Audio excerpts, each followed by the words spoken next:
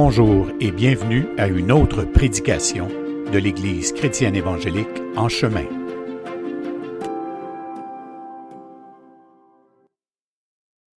Donc, séance 80 aujourd'hui.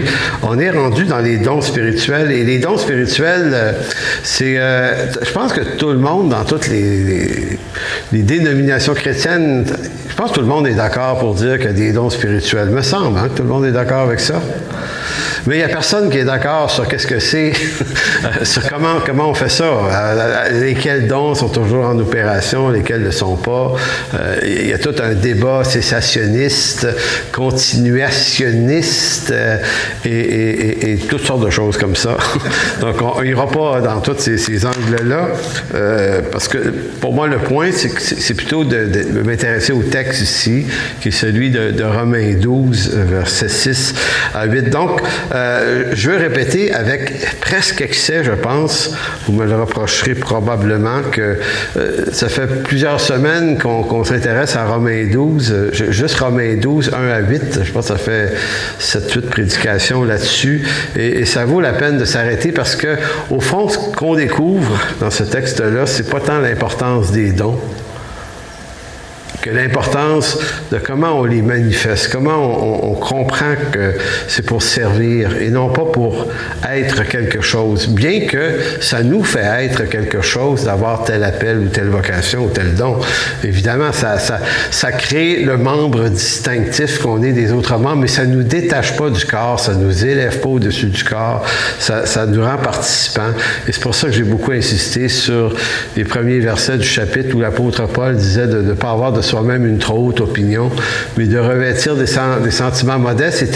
Et ça, il le dit dans le contexte de l'exercice des dons spirituels. Donc aujourd'hui, nous entrons dans la section de Romains 12 où l'apôtre aborde plus spécifiquement les dons en eux-mêmes, mais en particulier la posture, parce qu'on va se rendre compte que c'est pas tellement l'énumération de tel ou tel don qui semble être important pour lui, mais comment on vit ça ensemble.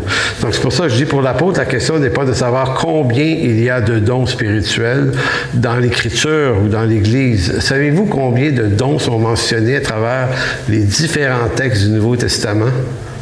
19. Et quand on regarde les bons prédicateurs, les bons commentateurs bibliques sur la question des dons, ça va dans tous les sens parce qu'ils sont nombreux, ils sont divers et chacune des 4 listes ne donne pas, parce qu'il y a 4 listes en tout, une par Pierre. Pierre en parle et les autres, c'est Paul. La liste n'est jamais pareille. Donc, il n'y a pas une liste qui existait dans l'esprit des apôtres en disant ça commence par tel don, tel don, tel don en allant ou en ordre d'importance. À chaque fois qu'ils font une liste de dons, on sent que c'est un peu aléatoire de la façon dont ils le disent, mais pas complètement. Évidemment. Mais lorsqu'on recoupe les 4 textes, ben ça en donne 19. Et John Montgomery Boyce, qui est théologien presbytérien sur lequel je m'appuie beaucoup pour cette étude aux Romains, dit, mais en fait, il dit qu'il y en a plus que 19. Tu sais, qu'il y en ait 19, ça veut dire qu'il y en a juste beaucoup.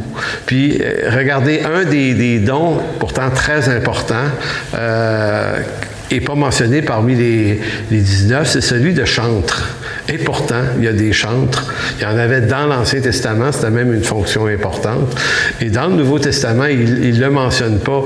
Donc, on ne pourrait pas dire, donc ce n'est pas un don spirituel ou un appel pour autant. Donc, lui, il essaie de déconstiper l'affaire en disant, regardez, il y a les dons, là, on s'entend-tu que c'est des talents ou des fonctions que le Seigneur donne à toutes sortes de gens dans son Église.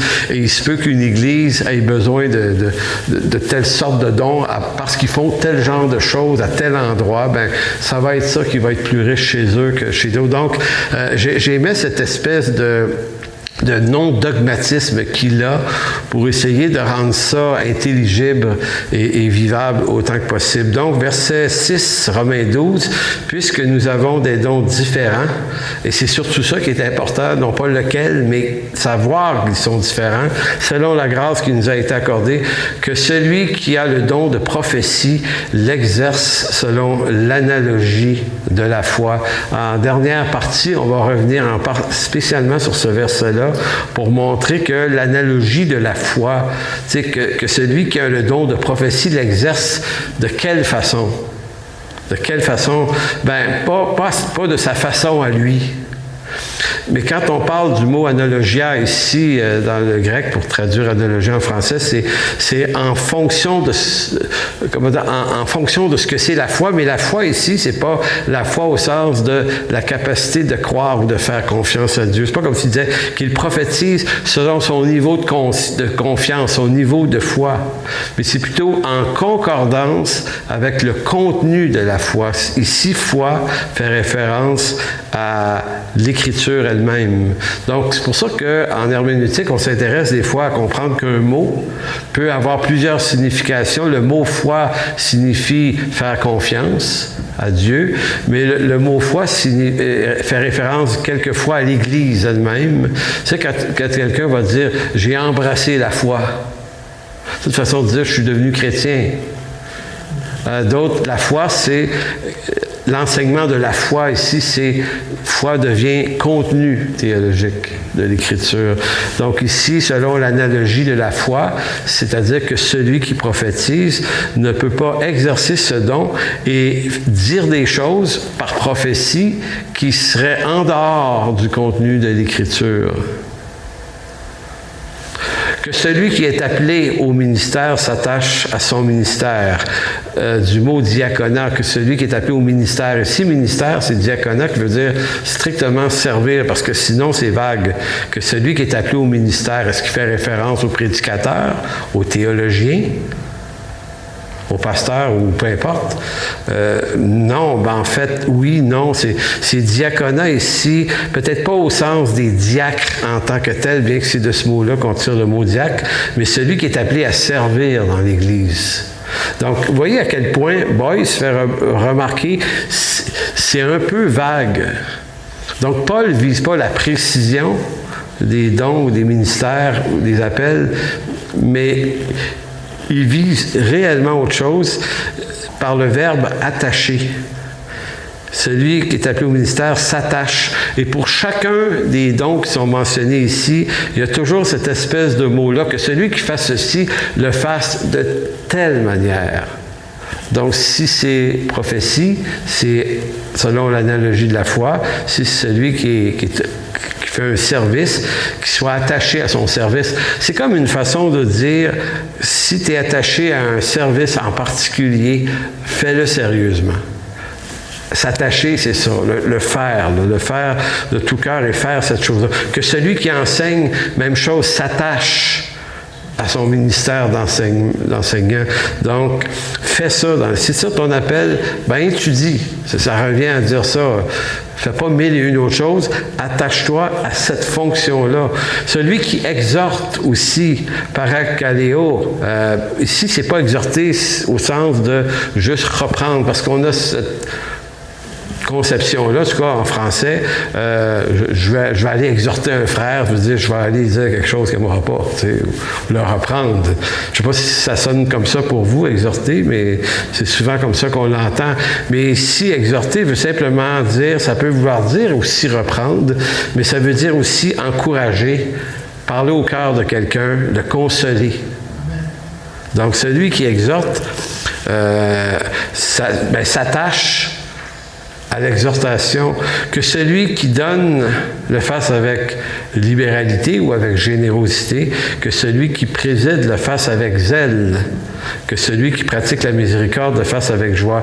Donc, vous aurez compris, c'est assez évident que la question, c'est pas tellement qu'est-ce qui est la chose à faire, mais dans quelle attitude la chose doit être faite. Donc, comme je vous ai dit, il y a 4 listes dans le Nouveau Testament qui listent des dons, et ça en donne 19 au total, et ce qu'on comprend par la quantité de dons, et qui ne sont même pas tous mentionnés, c'est donc que c'est pas tellement quelle est l'importance des dons, mais j'avais composé une petite phrase dans ma pub hier, c'est à quoi bon parler ou se parler de l'importance des dons spirituels dans l'Église locale si au bout de l'exercice, on n'a pas encore compris que la raison même de ces dons est de faire de chacun de nous des serviteurs et non des maîtres.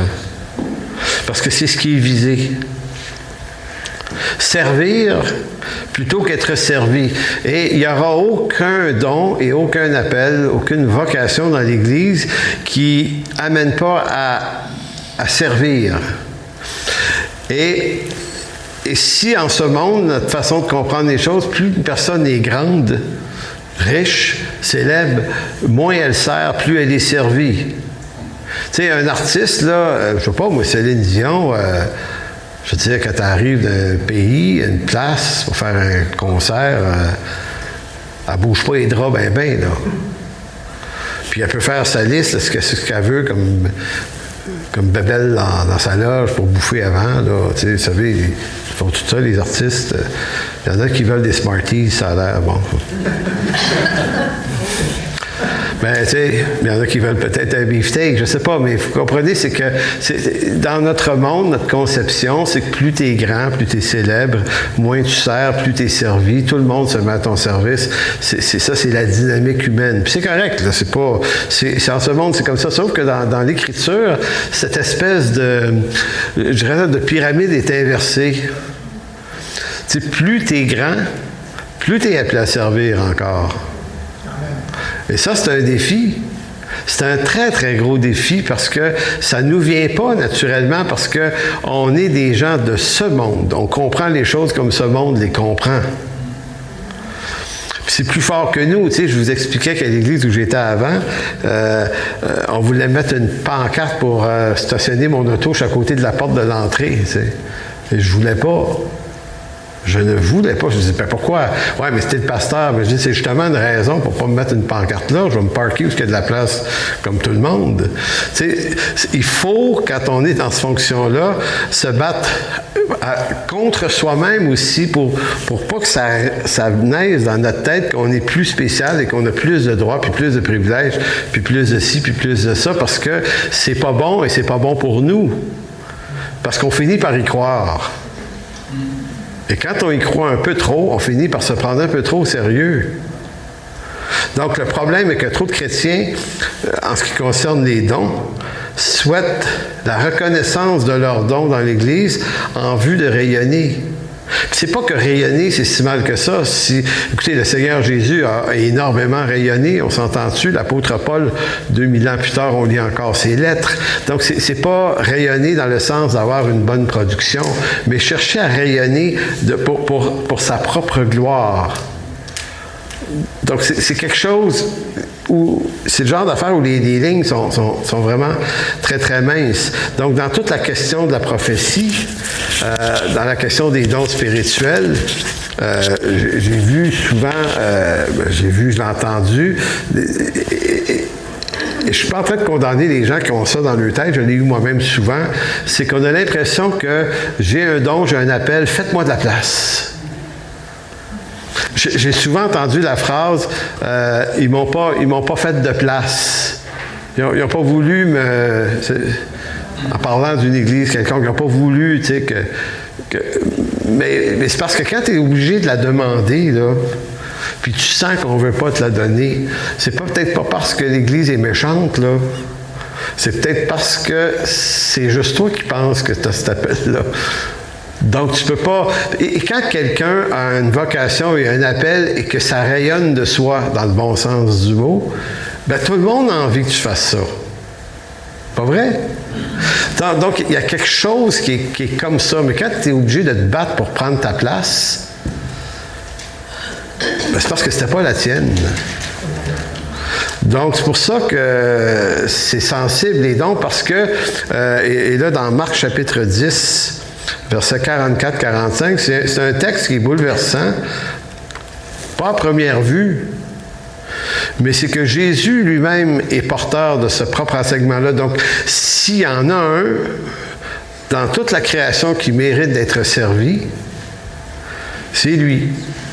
Et pourtant, il va dire au verset 44, « Et quiconque va être le premier parmi vous, qu'il soit l'esclave de tous, le doulos, l'esclave de tous. » Donc, c'est la pyramide inversée. Si quelqu'un va être le premier, tu vas être en haut, OK? Ben, il va falloir que tu te rendes esclave et serviteur de tous. Ça ne fit pas, là. Ça ne fit pas dans ce monde. Il dit, car le Fils de l'homme, donc il parle de lui-même, donc il ne s'exclut pas de l'équation. Il ne dit pas, ouais, mais c'est vrai pour vous autres, là. Vous êtes des gnochons, là, vous autres, comme, il va falloir vous rabâcher autrement à l'envers. Mais moi, le Fils de l'homme, tu sais, moi... Non, il dit, car le Fils de l'homme est venu non pour être servi, mais pour servir. Diaconéo. Serviteur, service, diaconat. Donc, le Fils de l'homme est venu pour faire du diaconat et donner sa vie comme la rançon de plusieurs. Vous savez, ça fait partie des genres de textes que tu peux avoir lu 200 fois dans ta vie, puis un bon matin, il te frappe comme un coup de masse dans le front en te disant, « OK, attends une minute, là, c'est Jésus qui est en train de dire ça. Là. » Puis il est en train de le dire de lui-même. Je ne suis pas venu pour être servi. Fait que si lui n'est pas venu pour être servi, là, imaginez, vous et moi, pourquoi on est là? Si lui, comme modèle, inspiration et tête du corps de l'Église, qui est son corps à lui, va aussi loin que ça dans son affirmation, et quand Jésus dit quelque chose, c'est pas parce que ça sonne bien dans la discussion, parce que nous, on fait ça. Mais lui, il incarne la vérité dans son état le plus pur. Et il dit, voici, je suis venu, et c'est réellement ça qu'il a fait, il s'est livré à la mort. C'est quand même incroyable hein, que le Seigneur ait pu dire une affaire pareille, quand on s'arrête à y penser. Donc, cette affirmation de Jésus, c'est pas anodin.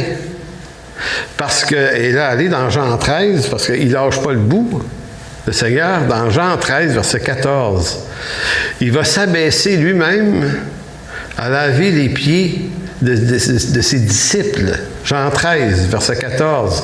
Là, ça c'était... Tu sais, dans Marc 10, tu dis, bon, il l'a juste dit. Puis on est bon là-dedans, nous autres. Ça nous arrive de dire des trucs à propos de soi, parce que, bon, tu sais, je suis pas comme ceci, je suis plutôt comme cela. Bon, OK, mais entre le dire, puis à un moment donné, ramasser la gang de ses apôtres, de dire, OK les gars, enlevez vos bas puis vos godasses, on va faire une petite expérience de la dite chose. Donc, il aura lavé les pieds, lui le maître. Et on comprend très, très bien que le lavement des pieds, dans le texte, peut avoir deux significations. Il y a laver les pieds au sens de être celui qui fait grâce à son frère, qui le lave de ses souillures. C'est comme, ça peut évoquer l'idée du pardon, ça peut évoquer l'idée de prendre sur soi la faute, de la nettoyer soi-même. Ça peut être ça. Mais moi, c'est ça aussi, là, mais je pense que dans le texte, c'était beaucoup plus la posture du serviteur que Jésus voulait montrer, parce que dans les familles riches et prospères du temps, c'était la tâche dévouée à un esclave que de laver les pieds des serviteurs, des visiteurs. Dans un pays où on marche en sandales, puis qu'on a les pieds sales et crottés, en pas longtemps, quand tu arrives chez quelqu'un, ben, c'est ton serviteur, tu vas dire, lave les pieds de monsieur, madame. C'est comme ça. C'était pas malaisant. Aujourd'hui, hein, ce serait malaisant. Ça. À chaque fois qu'on arrivait chez quelqu'un, tu sais, si tu avais des amis que quand tu arrives chez eux, ils veulent absolument te laver les pieds, là. Puis là, tu dirais, hey, chérie, ils nous invitent à super soir.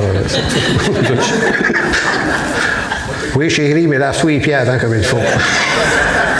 Fait que nous, c'est ridicule. On va se laver les pieds pour se les faire laver. C'est fou, hein, pareil. En tout cas, bref, ça c'est nous autres. Mais à l'époque, t'étais vraiment dégueu, tes pieds. Tu sais, si t'avais passé la journée dehors, c'était dégueu, là. C'était... Tu peux avoir des bébites qui se promenaient entre les... Prends une petite gorgée là-dessus. Et là, Jésus, lui, va dire, va leur laver les pieds. Donc, il va prendre cette posture-là de doulos. Verset 14, « Si donc je vous ai lavé les pieds, moi, le Seigneur et le Maître. » Donc, le plus haut dans la hiérarchie, moi, le plus haut, il dit, « Vous devez aussi vous laver les pieds les uns aux autres. Car je vous ai donné un exemple afin que vous fassiez comme je vous ai fait. En vérité, je vous le dis, le serviteur n'est pas plus grand que son Seigneur, ni l'apôtre plus grand que celui qui l'a envoyé. Si vous savez ces choses, vous êtes heureux pourvu que vous les pratiquiez. » Donc, on doit choisir, comme individuellement, mais aussi comme Église, de regarder ce genre de texte-là avec sérieux. Et non pas comme on le fait souvent en disant « Ah, ben c'est tellement beau. Ah, que c'est touchant. » La question, c'est pas de savoir si c'est touchant ou pas touchant. La question, c'est de savoir qu'est-ce que ça signifie. Donc, on doit apprendre à ne jamais minimiser l'importance de ce genre d'enseignement de Jésus, car son application, c'est ça, il dit mettre en pratique, ça rend heureux. C'est ça la promesse. Il dit, vous êtes heureux. Vous êtes heureux. Donc, ça nous ramène à l'idée qu'à partir du moment où on ne veut pas aller là, chacun là, soi-même, on ne veut pas aller là, ben on ne sera peut-être pas aussi heureux. Puis ça amène un paquet d'histoires tout le temps. Dans les églises, l'histoire des églises, c'est l'histoire de tension, de chicane, de division tout le temps. Et quand on regarde ça avec un recul, on se dit au fond, c'est toujours probablement le même vice qui est à l'origine, c'est que on n'aime pas trop ça servir, on préfère être servi. Donc, ce n'est pas l'importance de notre appel qui garantit la bénédiction de Dieu sur cet appel. Donc, c'est un peu comme ça qu'on regarde les dons spirituels. Ce n'est pas l'importance du don que j'ai reçu, donc l'importance du don que j'ai reçu qui garantit la bénédiction de Dieu, mais sa mise au service pour l'avantage des autres. C'est chose simple de se dire cela aujourd'hui, mais c'est un défi beaucoup plus grand de veiller sur nos cœurs afin d'en être continuellement conscients, parce que la posture du serviteur ne nous est pas naturellement acquise. Donc, ce n'est pas un réflexe naturel. Nous sommes des idolâtres de nous-mêmes, et quoi qu'on dise, nous sommes tous constamment exposés à ce péché. Donc, ce n'est pas le péché de quelques-uns plus que d'autres. C'est quelque chose qui est profondément présent dans nos cœurs. Donc, c'est pour ça que si on résumait ce que Jésus a dit dans Marc 10 puis dans Jean 13, ben, c'est que plus la fonction que nous occupons nous apparaît importante, plus le risque de s'enorgueillir est grand, mais à la fois, plus le virage vers un peu plus d'humilité est absolument nécessaire. Donc, je vous ai dit tout à l'heure qu'il y avait 4 textes dans le Nouveau Testament qui parlaient des dons. Je ne lirai pas ça au complet, juste des petits bouts pour montrer à quel endroit ils sont, ces textes-là, et juste prendre un verset peut-être par énumération. Donc, il y a dans 1 Corinthiens 12, les versets 7 à 31. Ça, c'est l'endroit dans le Nouveau Testament où il y a la plus longue liste de dons spirituels. Mais au verset 25, pourquoi je veux juste faire cet exercice-là?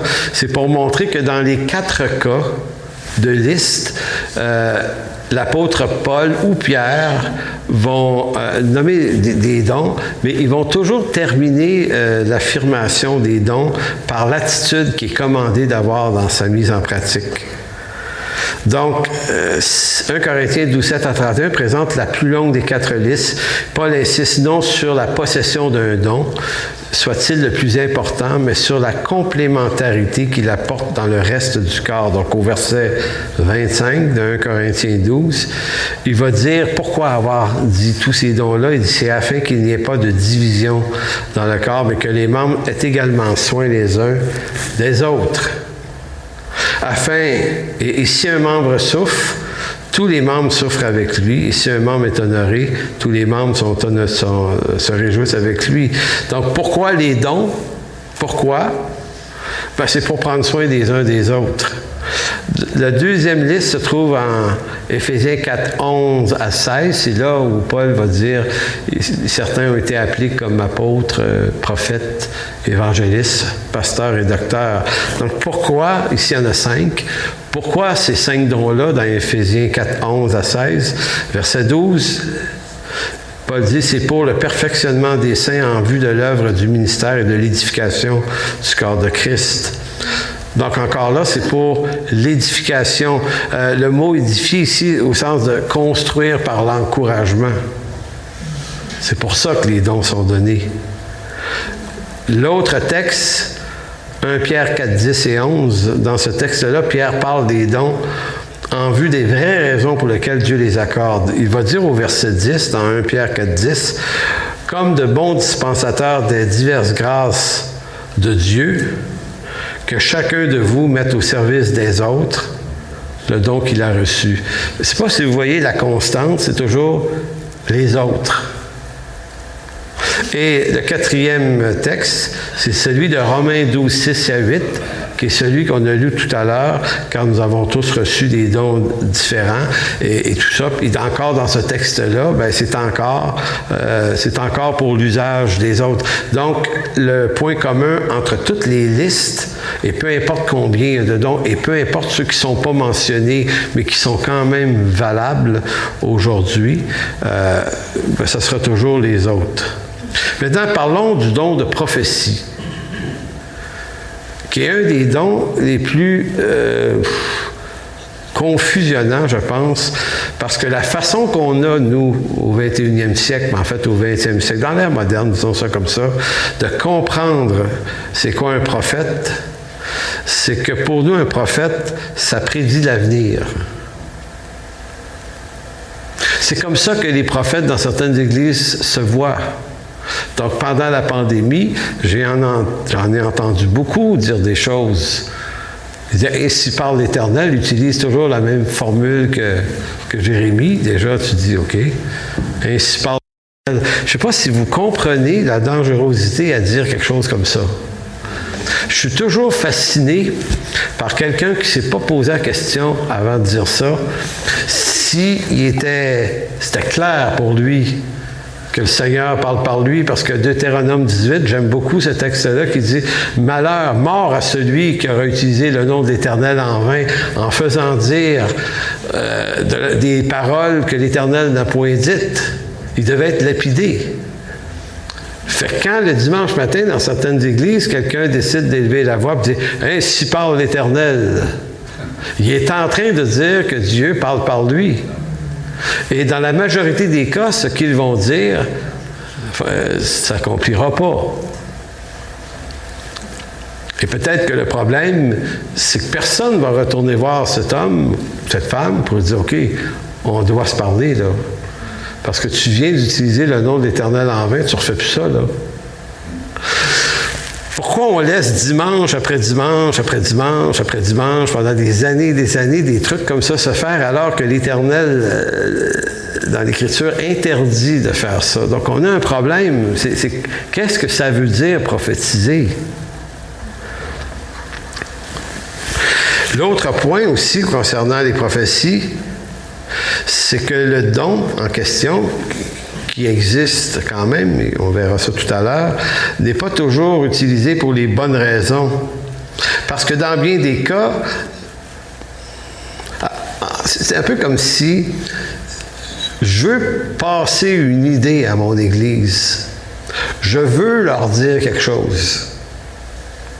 Quoi de mieux que de dire « Ainsi parle l'Éternel ». Je ne sais pas si vous comprenez la tromperie. Je vais leur dire comme venant de Dieu. Quand même, il fallait y penser. En d'autres mots, je veux aller dire quelque chose à Paul. C'est Paul. Ainsi parle l'Éternel. Qu'est-ce que je viens de faire? Là? C'est une manipulation absolument terrible. Là, c'est comme si c'est pas moi qui te le dis, c'est Dieu. Je veux dire.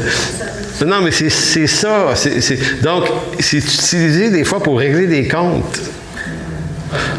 Pour dire quelque chose qu'on n'oserait jamais dire autrement, mais sous le vêtement du prophète, là, on peut dire toutes sortes de trucs. La prophétie permet de dire ce que l'on pense d'une situation parce que l'usage de la prophétie spiritualise notre affirmation qui, dans bien des cas, n'était qu'une opinion négative qui relève d'une émotion personnelle. Donc, ça ne dit pas que la prophétie n'est pas utile, ça dit juste que qu'il faut comprendre ce que c'est pour l'utiliser d'une juste façon. Sinon, c'est pour ça que l'apôtre Paul va dire ayez pas de vous-même une trop haute opinion, puis revêtez des sentiments modestes avant de tomber dans ça, parce que ça risque de faire des dommages énormes. Moi, en 1983, là, Gilles, je pense que tu étais là. Tu viens-tu qu'on est allé dans une église je ne te la nommerai pas, mais tu sais, la première église autre que la nôtre qu'on est allé visiter, c'était assez charismatique. Puis je me souviens qu'on est là un dimanche, puis il y avait un traducteur de la Bible, Kenneth Ware, qui était là, qui avait traduit la Bible à Colombe, et puis il l'avait invité. Fait que c'était quand même un homme intéressant à l'écouter. Fait qu'on est là. Puis pendant la louange, il y a quelqu'un, puis moi, ça faisait 2-3 mois qu'on était sauvés. Fait que, tu sais, dans ce temps-là, t'es subjectif à n'importe quoi qui se passe dans l'église. Il y a un homme qui s'est mis à crier très fort pendant les chants. « Ainsi parle l'Éternel! » OK. Tu sais, parce que nous, dans notre église, à on ne pratiquait pas ça. Fait que on n'a pas vécu ça là, mais dans cette église-là, là, c'était quelque chose. Là. Ainsi parle l'Éternel. Fait que là, tout le monde arrête. Il dit, « Je suis sur les nuées, je reviens. » J'étais là, « Oh boy! » Tu sais, moi, dans ma tête, ça spinne tout le temps. Non, reviens pas tout de suite, attends un petit peu. Là. Il y a bien des affaires pas eu le temps de vivre. J'avais juste 21 ans, puis il n'y a rien qui presse, Seigneur. Mais sérieusement, ça m'avait affecté parce que, je ne sais pas, j'étais sorti de là comme, tu sais, tu regardes en haut, tu là, tu sais. Sur les nuées, tu sais, quand il est question des nuées du ciel, ça veut dire qu'il n'est pas loin, là, ça s'en vient. Et finalement, bon, évidemment, il y a des gens autour de moi qui étaient là, regarde ça, eux autres, regarde dans ces églises-là, ils disent des trucs de même, mais ce qui est triste dans ça, c'est qu'on finit par tellement exploiter le moyen que quand quelqu'un le fait, tout le monde s'en fout. Parce que, encore là, cette personne-là a-t-elle été visitée par les anciens? Après, pour lui dire, regarde, tu as dit quelque chose, ça ne s'accomplit pas. Parce que là, ça va faire 40 ans que le gars il a dit ça, là, 40 ans. Ça, si sa prophétie est juste, ça veut dire que les nuées sont vraiment loin, là. C'est à plusieurs milliards d'années-lumière. C'est le temps que ça y prend avant d'arriver ici, ou bien le gars a simplement charrié. Donc, c'est pour ça que je commence à parler du ministère de prophète en exposant le mauvais usage qu'on en fait. Et c'est ce qui fait que, à force d'en faire un mauvais usage, beaucoup de croyants ou beaucoup d'églises se ferment complètement. Donc, tu te retrouves avec deux clans. Ceux qui l'utilisent, et peut-être de la pire des façons, et qui envoient une espèce d'image à d'autres qui ne veulent plus rien savoir de ça, malheureusement aussi. Et là, c'est comme, on ne se retrouve pas dans la vérité, on se retrouve dans des réactions.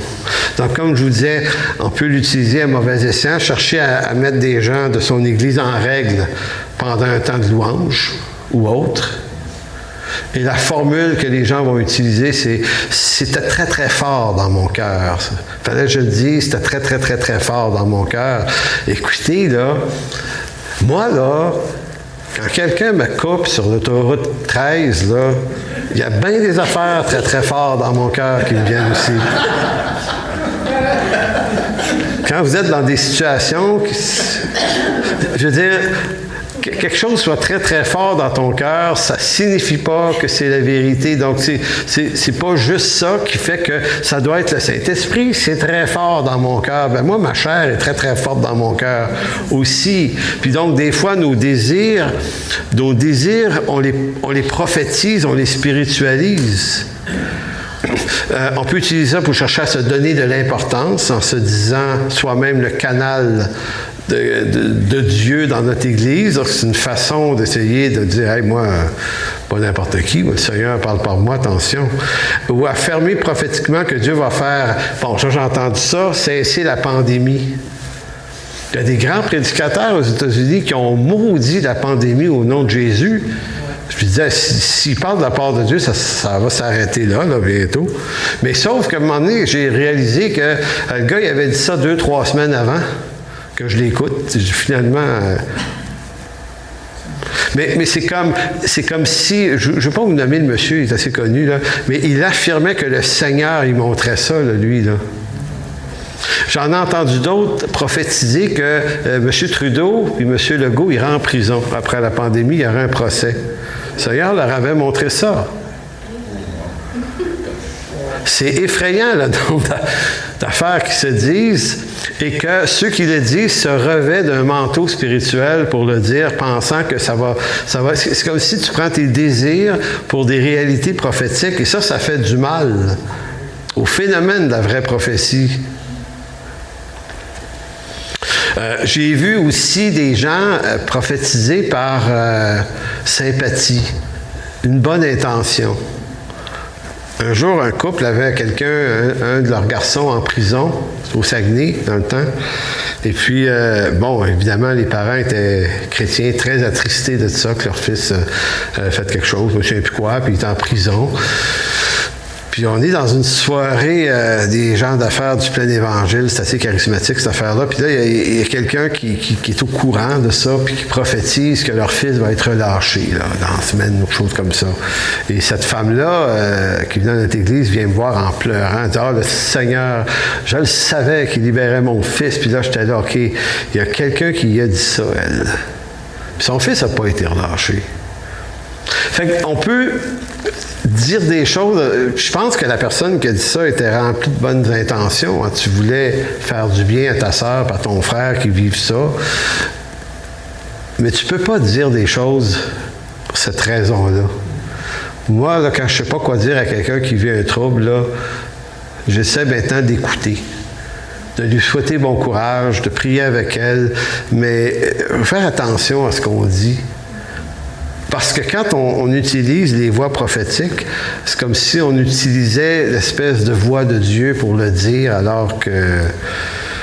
Donc, c'est pour ça que ça fait énormément de tort au monde évangélique, du mauvais usage de la prophétie. Je vais vous parler un petit peu de comment je vois ça, la prophétie. Puis, je tiens à préciser que c'est pas exhaustif, ce que je vais vous dire.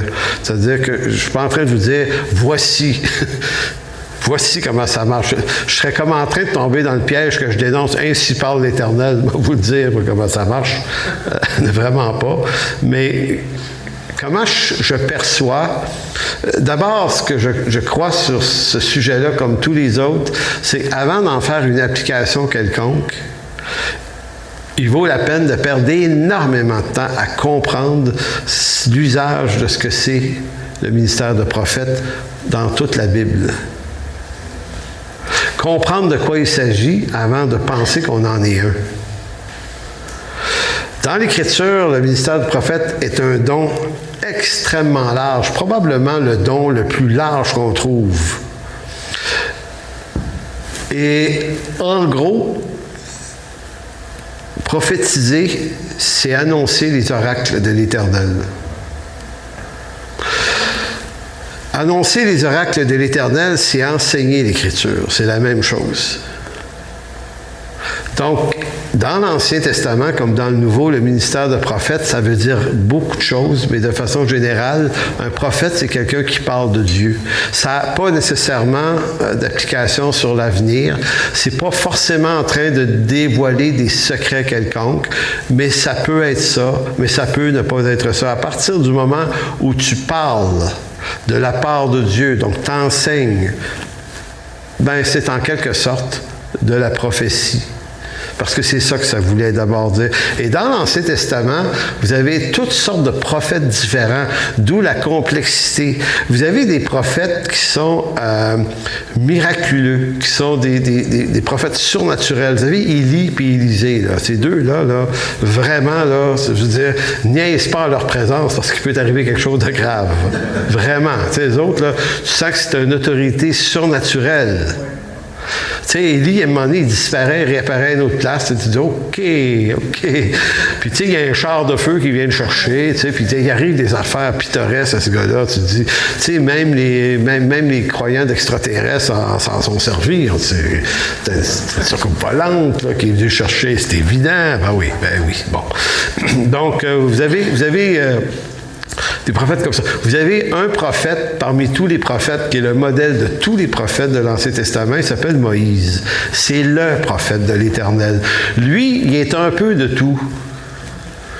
Lui, il est prophète quand il ouvre la mer. Il est prophète quand il dit ce qui va arriver. Il est prophète quand il est devant Pharaon en train de dire ce qui va arriver, laisse partir ton peuple.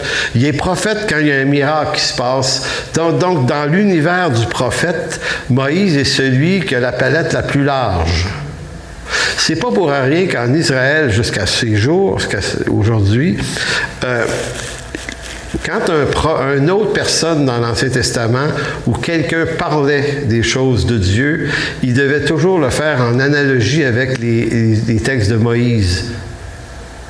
Vous remarquez ça? C'est toujours selon Moïse. En d'autres mots, si un prophète annonçait quelque chose que Moïse n'avait pas déjà affirmé, tu pouvais la rejeter. Donc, aucun prophète amène grand-chose de nouveau sur la personne de Dieu et de son dessein. Tout a été dit d'abord à Moïse. Moïse, là, c'est comme le Jésus pour les Hébreux. C'est de lui que tout part. Nous, c'est la même chose. L'Évangile fait autorité. Donc, c'est pour ça que celui qui exerce le ministère de prophète doit le faire selon l'analogie de la foi. En d'autres mots, ne sort pas du texte de l'Écriture. Donc, ça veut dire, ajoute pas un bout à l'Écriture. Donc, si quelqu'un, par exemple, annonçait le retour de Jésus pour demain matin, j'allais dire lapidez-le, mais bon, je ne peux pas vous dire une affaire de même. C'est qu'il est en train d'ajouter à l'Écriture. Le canon de l'Écriture est terminé. Donc, c'est pour ça que vous avez dans l'Ancien Testament des textes nombreux, mais tout se rapporte à Moïse. Quand David compose un chant, là, puis il en a fait beaucoup, il se rapporte toujours à l'analogie de la foi telle que communiquée par Moïse. C'est fascinant. Vous avez d'autres prophètes qui sont des prophètes scripturaires. Ésaïe, Jérémie, Ézéchiel, on ne leur trouve aucun miracle. Rien de ça. Eux autres, c'est des prophètes qui vont parler de la part de Dieu, mais qui vont décrire le moment présent d'Israël. Ils parlent des séductions dans lesquelles Israël est entré et des châtiments que ça va amener, tout ça. Donc, eux autres sont dans le présent de leur temps et dans certains cas vont révéler, c'est le cas de Jérémie 25, que Nebuchadnezzar va venir chercher les gens de Jérusalem puis va les apporter à Babylone pour 70 ans. Donc, ils ont un côté futuriste, eux autres, mais pas tout le temps. Vous avez des prophètes d'un autre genre, comme Samuel et Daniel. Samuel et Daniel, c'est des prophètes de haute sagesse. C'est des gens qu'on consulte. Daniel, tout le monde le consulte. Même les rois païens le consultent. Il est l'objet de certains miracles, mais lui, il n'en fait pas. À un moment donné, il est jeté d'une fosse au lion, il ne se fait pas bouffer. Bon. Il est l'objet d'une protection particulière de Dieu. Ses trois amis dans la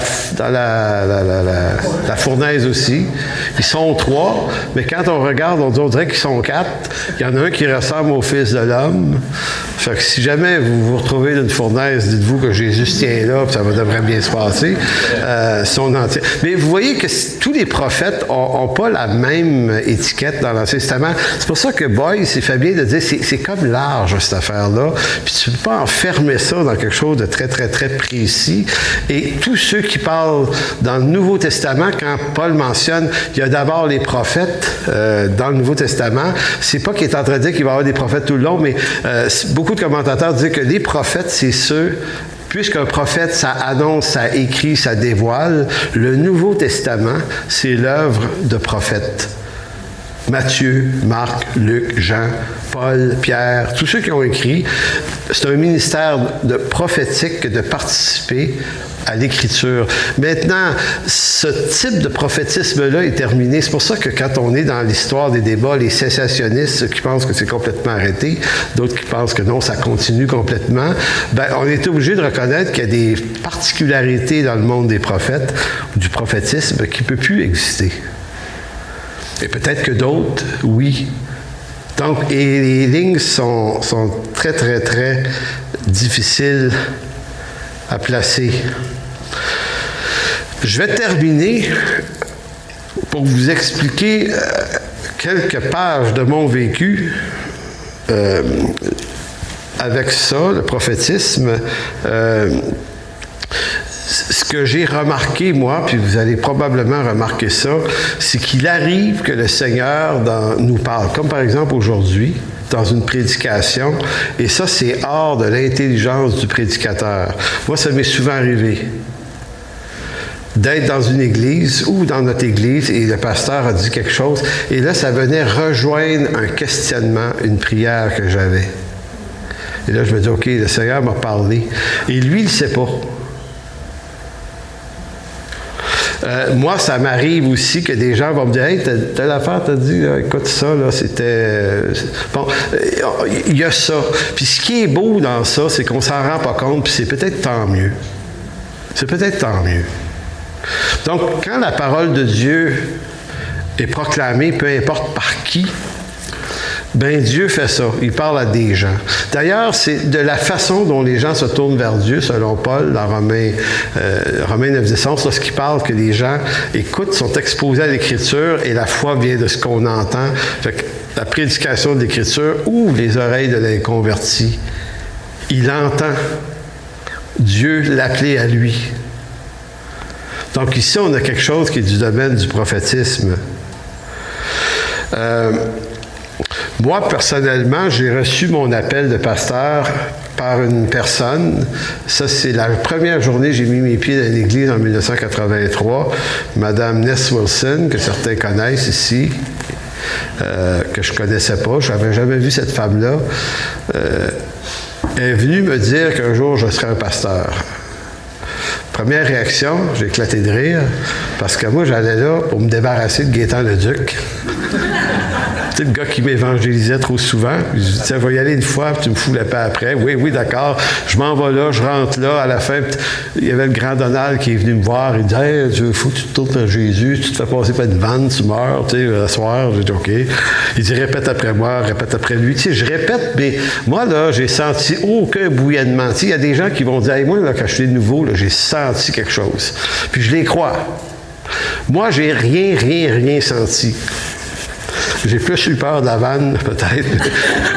Mais j'ai rien senti, sauf que juste après, cette femme-là, qui est là, vieille dame, me dit en anglais, un jour, tu vas être pasteur. Puis là, c'était du pur délire. Sauf que c'est quand même ça qui est arrivé. Maintenant, pourquoi cette femme-là, on la prenait très au sérieux à l'époque? Parce qu'elle restait avec nous, 10-12 ans peut-être, par après, on l'a très, très bien connue. C'était un peu comme une seconde mère pour nous. C'était une femme qui était spirituellement très, très riche. Elle priait beaucoup pour être veuve. Elle priait pour nous, les jeunes qui arrivaient dans cette église-là. Puis elle était comme très aimable, très encourageante et très exhortante aussi. Elle était capable de venir nous parler dans le creux des oreilles des fois aussi. Mais c'était pas quelqu'un qui jouait à ça. Puis c'est ça qui était la beauté de la chose. On dirait que c'est d'autant plus vrai quand quelqu'un cherche pas le truc à tout prix. Puis qu'en chemin, ça arrive. Puis cette fois-là, c'est arrivé. Aux alentours des années 1998, au Saguenay, j'étais pasteur là-bas, et un dimanche, on reçoit un homme que je ne vous nommerai pas, c'est un Américain, assez connu, qui est venu au Saguenay. Fouillez-moi pourquoi, il a abouti. Et là, le gars qui l'avait fait venir pour une conférence inter-église énorme là-bas, m'appelle, il dit « Hey, on voudrait le faire prêcher quelque part dimanche. Tu peux-tu le recevoir dans ton église? » OK. Puis moi, j'avais lu un de ses livres, puis je disais, il est assez intéressant, ce bonhomme-là. En tout cas, bref, il vient dans notre église, il prêche, puis après la prédication, il vient me voir, personnellement. Puis il parlait un petit peu français, puis il m'a dit des choses, ce monsieur-là, étonnantes. J'ai assez saisi, merci. Et je ne vous dirai pas quoi. Mais jusqu'à ce jour, ça reste quelque chose, comment vous dire, tu sais, le genre de choses que tu ne feras pas arriver, mais qui vont arriver. Puis que quelqu'un te dit, voici le Seigneur va faire ça, ça, ça, dans ta vie. Quand il était parti, je me souviens que c'était comme, wow, OK. Tu sais, parce qu'on n'est pas, c'est pas un ministère charismatique, là. C'est encore plus cool quand c'est comme ça, parce que tu dis, OK, quand ça arrive, c'est pas parce qu'on le force, là, c'est parce que ça arrive. Puis moi, j'aime ça quand ça arrive, alors que ça devrait peut-être pas arriver, mais là, ça arrive comme en chemin, et quand c'est exceptionnel, on dirait que ça a de la valeur encore plus. Mais l'affaire qui m'a jeté le plus en bas de ma table, mon lit, mes bottines, peu importe ce que c'est, aux alentours des années 2012-2013, je m'en vais en Afrique. On est 6 hommes. Il y a un Haïtien, qui est pasteur Pierre Vériquin, puis on est 5 Blancs. Puis on s'en va à Kigali, au Rwanda. Moi, j'étais déjà allé avant. Mais on y retourne. Puis je connais des gens qui sont là, tu sais, des amis qu'on s'était fait d'un voyage 2-3 ans avant. Et il arrive 2 affaires, mais bizarres. Mais, écoutez, je l'ai peut-être déjà compté, mais moi, tu sais, quand il m'est arrivé des moments dans ma vie où je n'étais plus sûr que Dieu existait, là, je me rappelle cette histoire-là, plus tard, il existe. Ça ne s'invente pas des affaires de même. Voici l'affaire, c'est qu'on est à Kigali. On est logé dans une bâtisse qui appartient à la Ligue de la lecture de la Bible, qui louait des chambres à des missionnaires. On s'en va là, pas cher. Et là, on regarde le quartier où on est. Puis moi, je dis à Martin Tremblay, je dis, il me semble, là, tu sais, la femme, elle s'appelait Madame Thérèse, qui nous avait reçus chez eux, grosse maison en marbre, elle était bien riche, chrétienne baptiste, africaine. Tu sais, j'ai dit, son mari s'appelait Tonton Antoine. Tu sais, j'ai dit à eux autres, là, il me semble que c'est pas loin d'ici. Je regarde ça, ça ressemblait à ça, le quartier. Mais c'était vague. Fait que Martin, il dit, ah ouais. Il dit, ouais, c'est vrai. Je dis, écoute, on essaye-tu de trouver à la maison? Fait qu'on dit à la gang, le matin, on part. On dit, on va essayer de trouver. On marche un peu, puis effectivement, on arrive devant la maison de Madame Thérèse. Et là, elle, c'est une grosse maison. Hein, c'est des gens très, très riches. Puis il y a un garde armé devant sa porte. Puis là, on lui dit, c'est ici, Madame Thérèse, blablabla. Oui, c'est ici. On pourrait-tu la voir? Il dit, OK, attendez. Il nous fait asseoir dans l'entrée fermée, là, puis tout ça. Puis il revient à peu près 2-3 minutes après. Mais il revient, mais avec Madame Thérèse qui crie derrière lui. T'sais, elle vient comme toute excitée de nous voir, tu sais. Puis là, elle est vraiment, là... excité, là. C'est comme, bon, calmez-vous, madame. Nous ne sommes que des hommes, après tout. Mais non, elle dit, venez. Puis là, on rentre dans la maison. Puis là, je sais que c'était énorme, cette maison-là, avec des énormes marches. Écoutez, ça avait 4-5 étages. J'avais 7-8 enfants. Il y avait des domestiques dans cette maison-là. C'était vraiment quelque chose. Et là, elle m'amène dans un grand salon. Ben, elle m'amène, moi et Martin, elle nous amène là, puis elle nous fait asseoir. Puis là, il y a un chrétien qui est avec elle. Je ne me souviens plus de son nom. Je l'ai bien connu par la suite. Puis là, elle dit, c'est le miracle. Elle dit, c'est le miracle. Quel miracle! Oui, mais vous réalisez pas, il y a un miracle. OK, quoi? Il m'a dit, voyez-vous le frère qui est là? Elle dit, il se cherche un lieu pour prendre des cours bibliques. Puis elle dit, j'étais en train de lui dire qu'il y a 2-3 ans, des frères du Québec étaient venus. Et ils avaient une école biblique, parce qu'on avait une école biblique au Saguenay. Puis elle dit aux gars, ils m'ont laissé une revue, parce qu'on a fait une revue à un moment donné. On voulait en faire à tous les années dans la télé, on a juste fait un an ou deux. Puis on y avait laissé des revues qui annonçaient nos affaires. Fait qu'elle dit, il vient d'arriver, elle dit, je suis allé sortir votre revue pour lui montrer. Puis elle dit, j'ai dit au frère, ça serait vraiment intéressant qu'il vienne ici nous rencontrer pour te parler. Puis elle dit, comme je suis en train de lui dire ça, vous cognez à la porte. Fait que là, nous, on se regarde, on dit, waouh, quand même, timing de Dieu. Ça, là, c'est des coïncidences. Ça se peut pas. C'est pas une coïncidence, en fait. C'est ça que je veux dire. C'est comme, ça se peut juste pas. Mais ça s'arrête pas là. Quand je vous compte ça pour vous montrer que moi, là, personnellement, je trouve ça utile. Des interventions divines qui nous rappellent que notre Dieu, c'est pas juste de la théorie. Il y a quelque chose de vivant dans ça. Puis sans être toujours en train de rechercher ça, il faut laisser ça arriver quand ça arrive. Puis des fois, il faut le juger par la parole. C'est l'analogie de l'Écriture qui juge. C'est ce qu'on a, c'est l'Écriture qui est la limite, mais en même temps. Donc, toujours est-il que ça ne finit pas là. Ce soir-là, la dame, en fait, elle nous invite à souper, mais pas ce soir-là, le lendemain. Elle dit, venez souper. Elle dit, là, je dis, on est avec d'autres. Ah, venez tout le monde souper chez moi demain soir. Et là, son mari, tonton Antoine, lui, c'est un catholique, ce monsieur-là. Et c'est tout qu'un bonhomme. Là. Je vous dis, c'est un numéro. C'est un personnage, en fait. Lui, là, il est riche. Il vend de la machinerie lourde qui importe d'Europe. Il vend ça partout dans les entreprises de construction en Afrique. Fait qu'imaginez la fortune. Il y avait 3-4 maisons. Il y en avait dans plein d'autres villes en Afrique. Et puis, très sympathique avec nous. On était des protestants comme sa femme. Puis lui, il était un catholique. Puis c'était ça l'affaire avec lui. Et là, lui, quand il apprend que sa femme nous a invités, il se dit, bien, je vais inviter mon pasteur, moi aussi. Mais lui, il ne fait pas affaire avec le curé du coin. Il fait affaire avec l'évêque, l'archevêque de toute la région. Il fait venir ce bonhomme-là en avion pour le souper. Nous autres, on ne le sait pas. Fait que le lendemain, on arrive là, on entre, puis là, il y a les serviteurs, puis vous savez, c'est assez protocolaire, descend dans la grande salle à manger en bas, et puis on attend, et à un moment donné, Mme Thérèse lui dit, ouais, elle dit, écoutez, elle dit, il faut attendre Monseigneur Ingabo. C'est qui? Elle dit, elle dit, ça m'embête, mais elle dit, mon mari, là, catholique, il lui prend son Monseigneur parce que j'ai mes pasteurs. Et là, elle dit, OK. Fait que, ça ne sera pas long. Il arrive.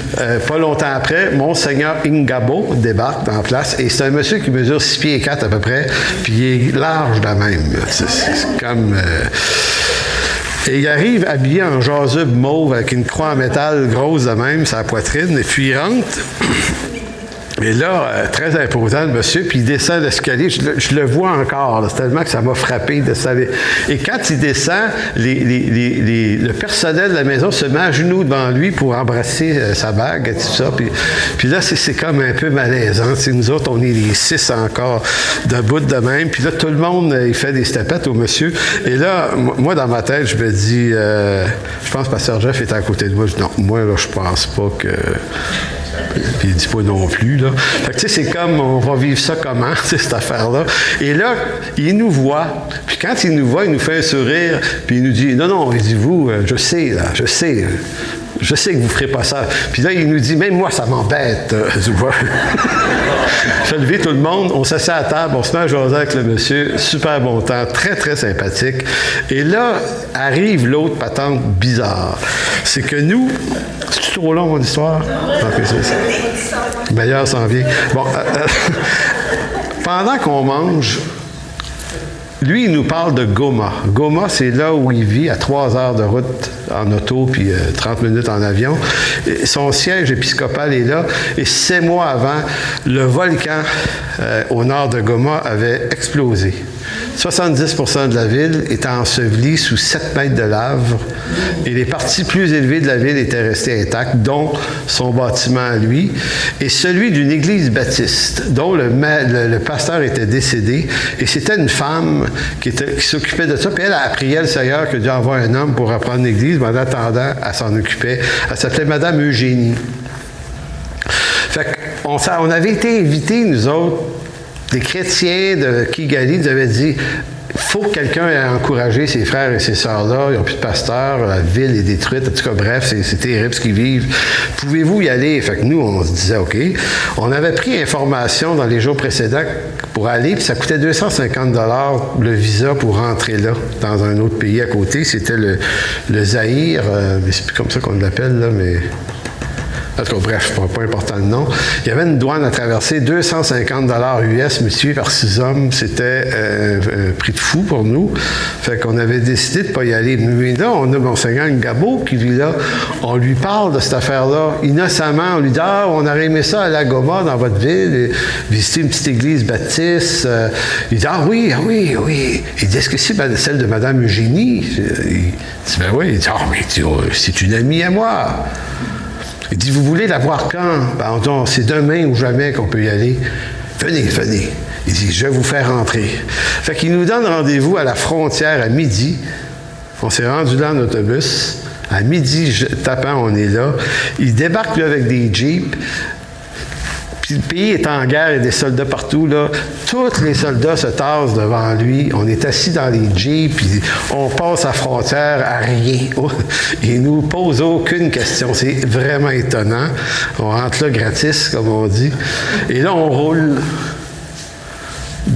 Il nous fait visiter le carnage. Écoute, c'est effrayant. On voit le volcan, on s'approche, on voit encore la boucane qui sort en haut. C'est vraiment, vraiment impressionnant, je peux vous le dire. Puis on roulait sur des routes, puis on voyait des craques avec du feu dedans.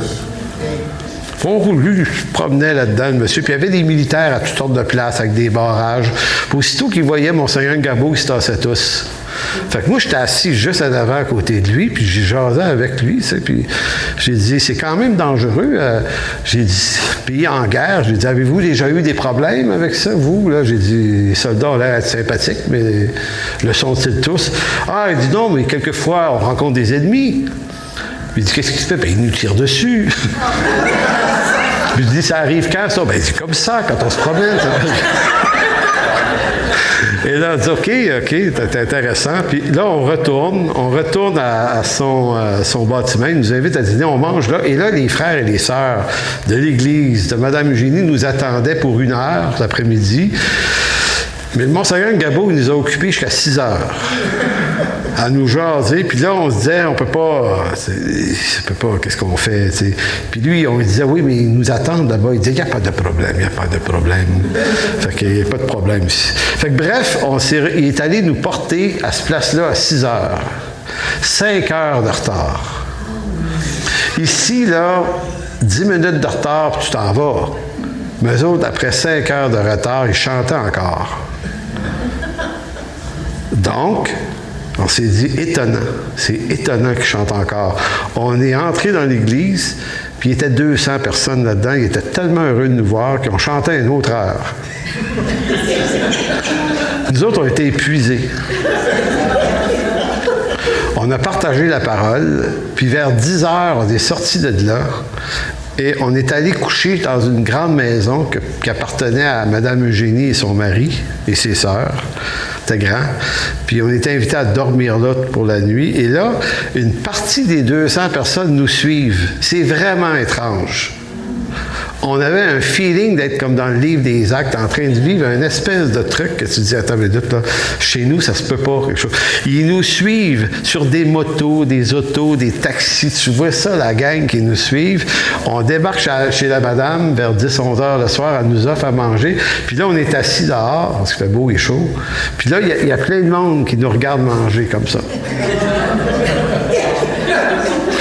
Malaisant, un petit peu. Et là, on dit, oui, ils rentrent pas chez eux. Elle dit, non. Elle dit, ils ont des questions. Il y a des questions. Fait que là, on mange, puis là, part un moment de questions-réponses avec eux autres qui a duré jusqu'à minuit quasiment. Je me souviens plus. Ça finissait plus, cette affaire-là. Et là, vers minuit, c'est elle qui s'est tannée. Elle les a congédiés. Elle dit, allez, partez. Fait qu'on sont tous partis. Puis moi, je me disais, il y a quoi de pas normal qui se passe ici? Puis j'y ai demandé. J'ai dit, Madame Eugénie, expliquez-moi ce qui vient de se passer. Pourquoi ils ont attendu 5 heures? Puis pourquoi ils nous ont suivis ici? Pourquoi? Sa réponse, c'est la suivante. Elle dit, j'ai oublié de vous dire. Vous avez été prophétisé. Nous avons été prophétisés. Elle dit, oui. Elle dit, quand le volcan a sauté, elle dit, il y a des Américains qui sont descendus ici, des gens des Nations Unies, de toutes sortes d'organismes d'aide pour secourir. Puis elle dit, il y avait des chrétiens, beaucoup dans ces gens-là. Puis elle dit, il y en a qui sont venus nous aider à notre Église, des Américains. Puis elle dit, juste avant de partir, il y en a un qui nous a dit, dans 6 mois, il y a 6 personnes qui vont visiter du Canada, 5 blancs, 1 noir. Puis ils vont vous apporter la parole de Dieu, écoutez-les. Ni plus ni moins. Ça, c'est de la prophétie, pareil. Fait que si quelqu'un me demande qu'est-ce que j'en pense, ben moi, j'en pense que mon expérience ne fait pas autorité finale dans ces choses. C'est l'Écriture. Mais l'Écriture, vraiment, autorise tout à fait ce genre de circonstances tout à fait exceptionnelles. Puis moi, là, je ne vis pas ça tous les mois, même pas tous les années. Là, c'est quelques expériences en dedans de 40 ans qui ont toujours été très fortes. Moi, je m'interdis de courir après le phénomène, mais quand le phénomène arrive, je trouve que c'est vraiment une bénédiction de savoir l'accueillir pour la bonté de Dieu, parce que cette affaire-là, ce que ça avait fait dans ma vie, moi, je me souviens encore ce soir-là, quand je me suis couché, là, j'étais dans une crainte de l'Éternel un peu particulière. J'avais l'impression, c'est comme si Dieu est ici.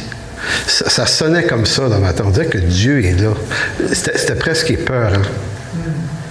Puis c'était comme une crainte, mais à la fois nourrie d'une joie, parce que Dieu est en train de faire quelque chose. Il nous utilise, là. C'est ça, là. Il nous utilise pour ces gens-là. Tu sais, qui sommes-nous pour être utilisés par ces gens-là? Puis comment, c'est incroyable que un gars leur ait dit ça il y a 6 mois, puis nous autres, il y a 6 mois, on ne savait même pas qu'on s'en venait ici. Et comment Dieu, selon sa souveraineté bienveillante, organise des affaires. Fait que c'est pas juste prophétique, ça montre à quel point Dieu est tout-puissant, puis il fait ce qu'il veut avec nous. Donc, à la grâce de Dieu. Merci, Père, de bénir cette journée. Merci, Père, de nous donner de l'intelligence dans ces choses afin qu'on ne tombe pas dans un subjectivisme qui pourrait être délirant sur ces choses, mais qu'on ne tombe pas non plus, Seigneur, dans un refus, dans une fermeture. Seigneur, il n'y a que toi qui es Seigneur. Toi, tu es au ciel et tu fais ce que tu veux. Et ça, c'est une grande bénédiction, Seigneur. Comme le psalmiste qui s'exprime dans le psaume 40, « Mon âme a soif du Dieu vivant. » Et Seigneur, comme il est bon de voir, Seigneur, ta présence des fois se manifester de façon exceptionnelle. Complètement exceptionnel. C'est presque embarrassant tellement que c'est grand, c'est gros, c'est énorme, mais c'est extrêmement béni. Et ça, Seigneur, c'est parce que tu nous fais grâce en toutes choses. On ne mérite personne, Seigneur, pas même d'être sauvé, ni même d'être pardonné, mais parce que tu as choisi de jeter sur nous un regard bienveillant. Tu nous as fait grâce pour toutes nos fautes. Et non seulement tu nous fais grâce, mais en plus, Seigneur, tu nous utilises pour bénir ton peuple. Alors, merci, Père. Amen.